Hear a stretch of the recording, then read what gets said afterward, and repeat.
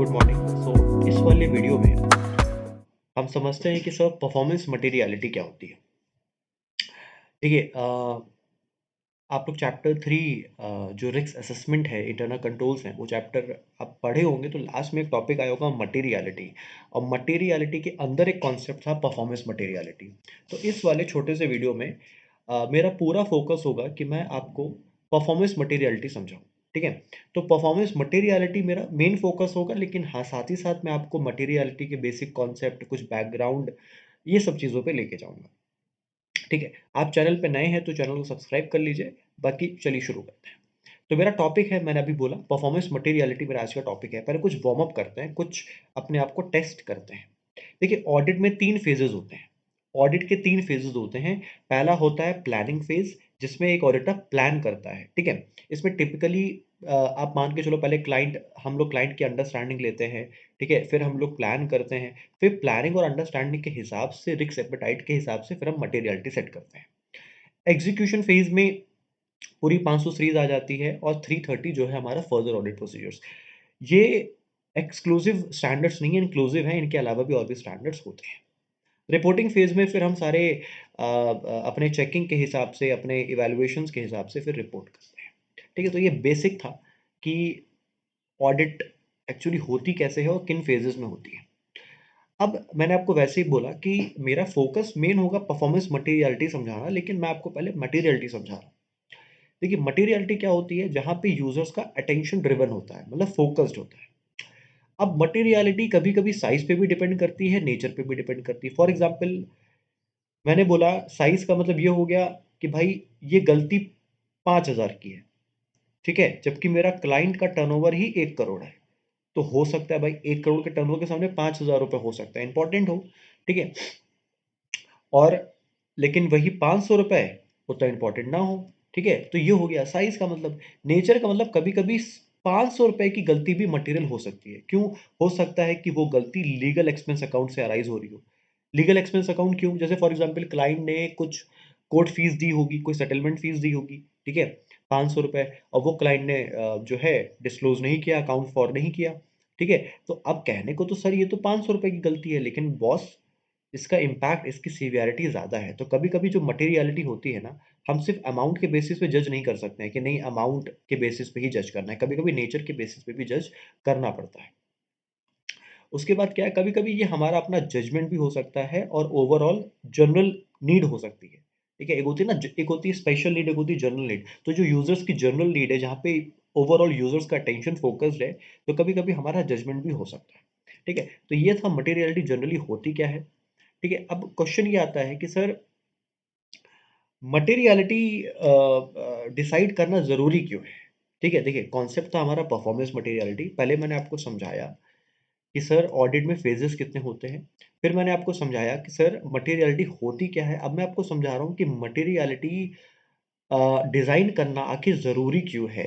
ठीक है, क्यों हम प्लानिंग फेज में मटेरियलिटी डिसाइड करके चलते हैं कि नहीं हमारी मटेरियलिटी 5,000 होगी, 10,000 होगी, ऐसा क्यों? पहले इसको समझते हैं, इस पिलर को आप समझिए पहले। देखिए ये 4 लेवल ऑफ एश्योरेंस है। ये इस पूरे पिलर का नाम मैं रखता हूँ, टॉपिक का नाम रखता हूँ लेवल ऑफ एश्योरेंस। ठीक है, ये हमारे लेवल ऑफ एश्योरेंस है। ठीक है, सबसे ऊपर हमारा आता है एब्सोल्यूट एश्योरेंस। सबसे ऊपर हमारा क्या आता है? Absolute assurance. ठीक है, जस्ट अ सेकंड। हाँ, सबसे ऊपर आता है हमारा एब्सोल्यूट। एब्सोल्यूट का मतलब ये है गारंटी। तो गारंटी कहाँ मिलती है? इन्वेस्टिगेशन में। गारंटी कौन देता है? Investigative officer. दूसरा लेवल ऑफ एश्योरेंस आता है रीजनेबल एश्योरेंस, जो कौन देता है? ऑडिटर या प्रैक्टिशनर। फिर आता है लिमिटेड एश्योरेंस, कौन देता है? ऑडिटर। ठीक है, सॉरी प्रैक्टिशनर। ठीक है, तो इसका एग्जांपल है रिव्यू। एक होता है नो एश्योरेंस। नो एश्योरेंस का मतलब अकाउंटिंग हो गया, बुक कीपिंग हो गया, रिप्रेजेंटेशन सर्विसेज हो गया। अच्छा, खैर मैं बहुत ज़्यादा आपको डिविएट नहीं कर रहा हूँ, मैं सिर्फ इसकी बात कर रहा हूँ। ठीक है, अब देखिए ऑडिट पे हम क्या नहीं दे सकते? पहली बात, गारंटी नहीं दे सकते। ऑडिट में हम गारंटी नहीं दे सकते। अच्छा, क्यों नहीं दे सकते? चैप्टर 1 में एक टॉपिक था हमारा, ऑडिट के चैप्टर 1 में इनहेरेंट लिमिटेशन ऑफ ऑडिट। उसमें मैं एक रीजन आपके साथ डिस्कस कर रहा हूँ, प्रैक्टिकल लिमिटेशन। प्रैक्टिकल लिमिटेशन मतलब एक चार्टर्ड अकाउंटेंट सारा एरिया चेक नहीं कर सकता है, प्रैक्टिकल लिमिटेशन। तो यहीं से नीड अराइज हुई मटेरियलिटी की, कि सर जब सारा एरिया चेक नहीं कर सकता है, तो कौन सा एरिया चेक करें, कौन सा एरिया नेग्लेक्ट करें। तो यहाँ पे जो है एक कॉन्सेप्ट अराइज हुआ मटेरियलिटी की। आई थिंक आपको वो नीड समझ में आई होगी कि मटेरियलिटी की नीड कहाँ से आ रही है। फिर से मैं बोल रहा हूँ, ये 4 लेवल ऑफ एश्योरेंस है, एब्सोल्यूट, रीजनेबल, लिमिटेड और नो एश्योरेंस। ठीक है, 4 लेवल ऑफ एश्योरेंस है। हम गारंटी नहीं दे सकते हैं, ये चैप्टर 1 के इनहेरेंट लिमिटेशन ऑफ ऑडिट में लिखा हुआ है। उसमें एक रीजन था जिसका नाम था प्रैक्टिकल लिमिटेशन। प्रैक्टिकल लिमिटेशन का मतलब ये होता है कि एक चार्टर्ड अकाउंटेंट के लिए प्रैक्टिकली पॉसिबल नहीं है कि वो सारे के सारे ट्रांजैक्शन क्लाइंट के चेक करे। तो अब क्वेश्चन यही आता है ना कि बॉस, अभी आपने बोला कि ऑडिटर के लिए प्रैक्टिकली पॉसिबल नहीं है कि वो क्लाइंट के सारे ट्रांजैक्शन चेक करे। तो कौन सा ट्रांजैक्शन ऑडिटर को पहले चेक करना चाहिए, कौन सा बाद में चेक करना चाहिए, यहीं से नीड अराइज होती है मटेरियलिटी। अब मैं सीधे कॉन्सेप्ट पे लेके आ रहा हूँ आपको, मटेरियलिटी। तो 320 का नाम है materiality in planning and performing the audit. 320 का नाम है materiality in planning and performing the audit. मतलब मटेरियलिटी प्लानिंग के लिए भी होगी और परफॉर्मेंस के लिए भी। परफॉर्मेंस मतलब एग्जीक्यूशन। ठीक है, तो यहां पे समझिएगा। लेकिन ध्यान रखिएगा, इन दोनों की प्लानिंग मैं प्लानिंग फेज में ही कर लेता हूं। मतलब कि मेरी मटेरियलिटी परफॉर्मिंग फेज में क्या होगी और प्लानिंग फेज में क्या होगी, इन दोनों की प्लानिंग ही मैं ऐसे 300 में कर लेता हूं। नहीं समझा मेरी बात को? मतलब मेरी मटेरियलिटी प्लानिंग फेज में क्या होगी और एग्जीक्यूशन फेज में क्या होगी, उसकी प्लानिंग में प्लानिंग फेज में कर लेता हूँ। ठीक है, ये मैं बोलना चाह रहा हूँ। खैर, अब ये दो फेजेस हैं, प्लानिंग फेज और एग्जीक्यूशन फेज। एग्जाम्पल से मैं बात करता हूँ। मैंने क्लाइंट की अंडरस्टैंडिंग ली और प्लानिंग के हिसाब से मैंने मटेरियलिटी सेट की 5,000 रुपये। लेकिन जब मुझे ऑडिट एग्जीक्यूट करनी थी तो मैंने अपनी मटेरियलिटी 5,000 से 2,000 कर दी। ठीक है, अच्छा पहले इसका मतलब क्या हुआ, पहले इसका मतलब समझते हैं। अगर मैं अपनी मटेरियलिटी 5,000 रखता हूं तो इसका मतलब ये हुआ कि मैं 5,000 तक की मिस स्टेटमेंट टॉलरेट कर सकता हूं, मतलब इग्नोर कर सकता हूं। और 2,000 रखने का मतलब ये हुआ कि मैं 2,000 तक की ही मिस स्टेटमेंट इग्नोर कर सकता हूं। पहले मतलब समझते हैं। अगर मैं मटेरियलिटी 5,000 रखता हूं, इसका सीधा सा मतलब ये हुआ कि मैं 5,000 तक की मिस स्टेटमेंट टॉलरेट कर सकता हूं। 2,000 रखने का मतलब ये हुआ कि मैं सिर्फ 2,000 तक की ही मिस स्टेटमेंट टॉलरेट कर सकता हूं। अब क्वेश्चन ये आया कि चार्टर्ड अकाउंटेंट ने प्लानिंग फेज में 5,000 रखी, एग्जीक्यूशन फेज में 2,000 रखी, क्यों? ठीक है, क्यों? इसका रीजन मैं आपको एग्जाम्पल के जरिए समझा रहा हूं, यहां पे देखिएगा।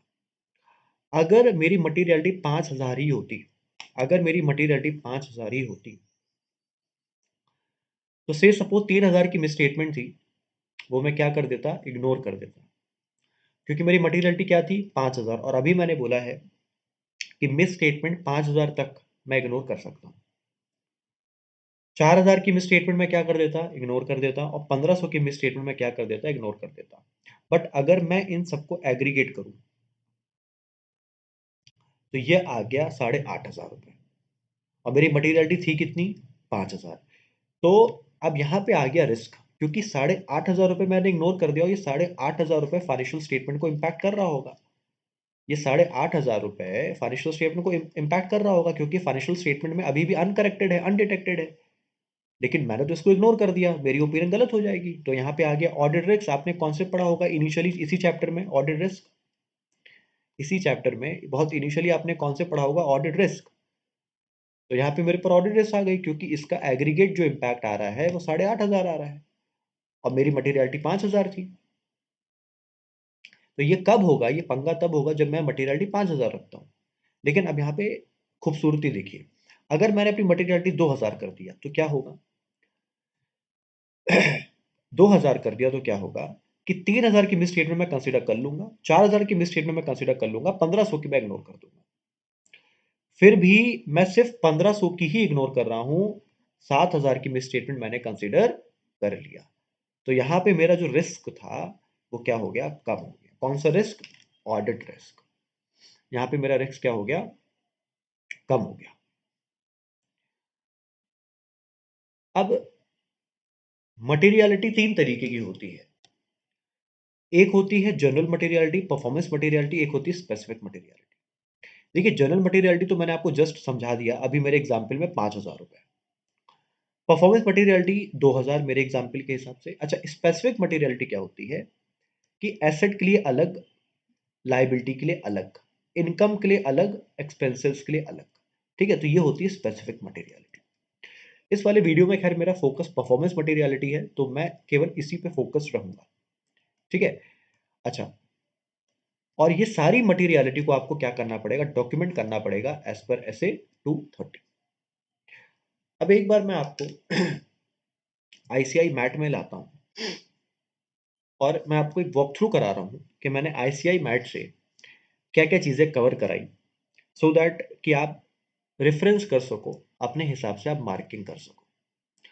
तो मैं सीधे आपको लेके आता हूँ ICI मैट में, चैप्टर नंबर 3 है और चैप्टर नंबर 3 का नाम है risk assessment and internal controls. सीधे मैं चाहता हूँ आप लोग आइए पेज नंबर 16 पे, जहां पे ये कॉन्सेप्ट शुरू हुआ है मटेरियलिटी का। देखिए, अब देखिए इसमें मेरी पेन तो नहीं चलेगी, लेकिन हाँ मैं कोशिश करूंगा कुछ चीजें हाईलाइट करने की।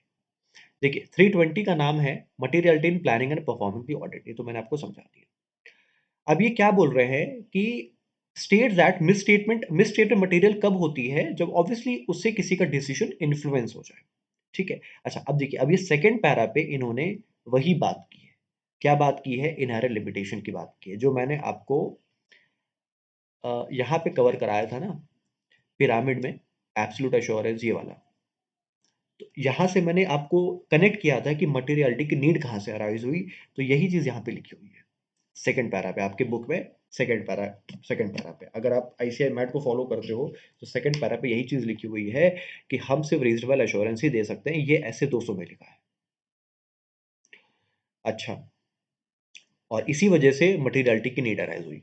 ठीक है, तो वो चीज मैंने आपको कनेक्ट करके बता दिया। और देखिए यहाँ पे क्या लिखा हुआ है, materiality is not always a matter of size. यही चीज मैंने वहां पे एक जगह बैकग्राउंड में लिखी हुई थी, ये देखिए, साइज और नेचर दोनों पे डिपेंड कर सकता है। अब यहाँ पे देखिए कुछ पॉइंट्स लिखे हुए हैं कि मिस स्टेटमेंट मटेरियल कब होते हैं, जब वो किसी का डिसीजन इन्फ्लुएंस कर सकते हैं, साइज और नेचर पे डिपेंड करता है, और जजमेंट। ठीक है, ये तीनों चीजें भी मैंने यहाँ पे नोट्स के फॉर्म पे यहाँ पे लिखे। देखिए, जजमेंट है, साइज और नेचर है, अटेंशन ड्रिवन है। ठीक है, ये सारी चीजें मैंने कवर की थी। अब मैं ये सब चीजें स्किप करके, क्योंकि मैंने बोला मेरा इस वाले वीडियो में मेरा मेन मकसद है परफॉर्मेंस मटेरियलिटी, मैं सीधे आपको लेके आ रहा हूँ पेज नंबर 19 पे।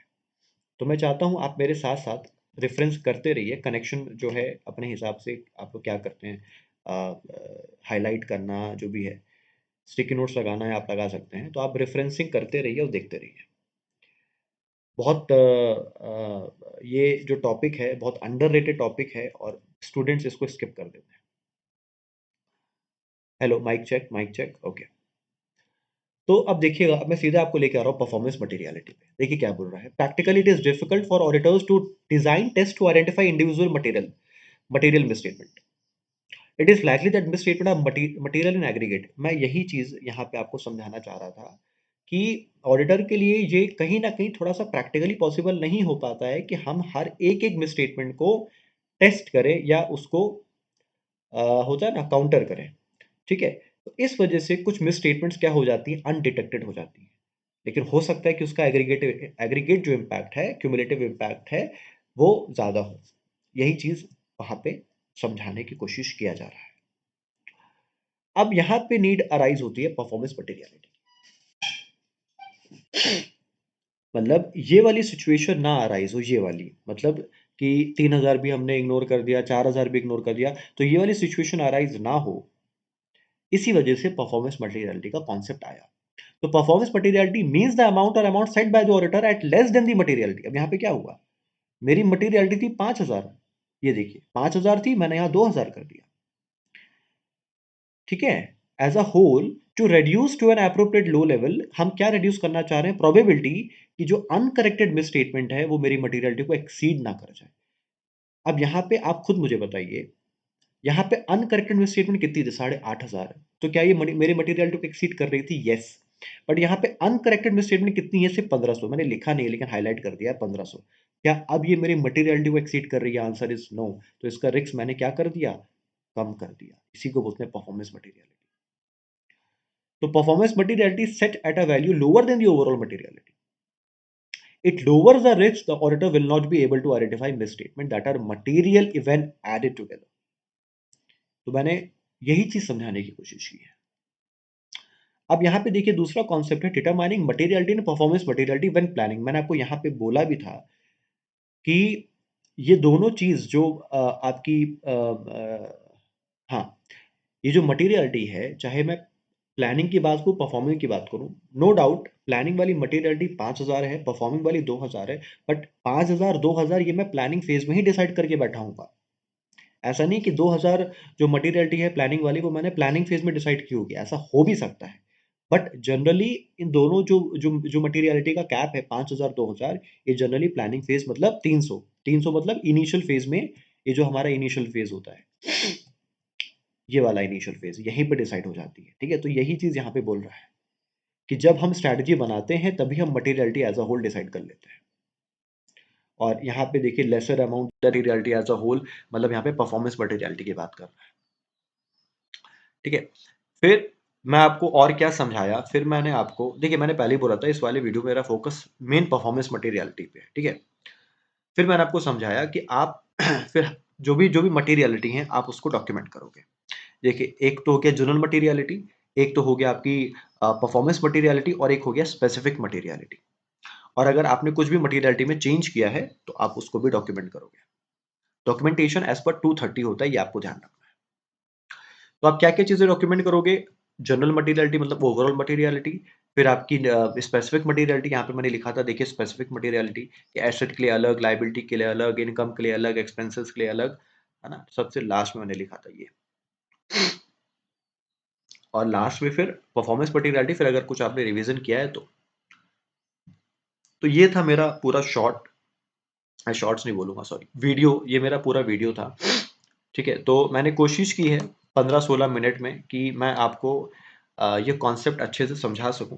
ठीक है, चैनल पे नए हैं तो सब्सक्राइब कर लीजिए, और अच्छा लगा हो तो उसको शेयर कर दीजिएगा। चलिए, तो होपफुली समझ में आया होगा। चलिए, थैंक यू।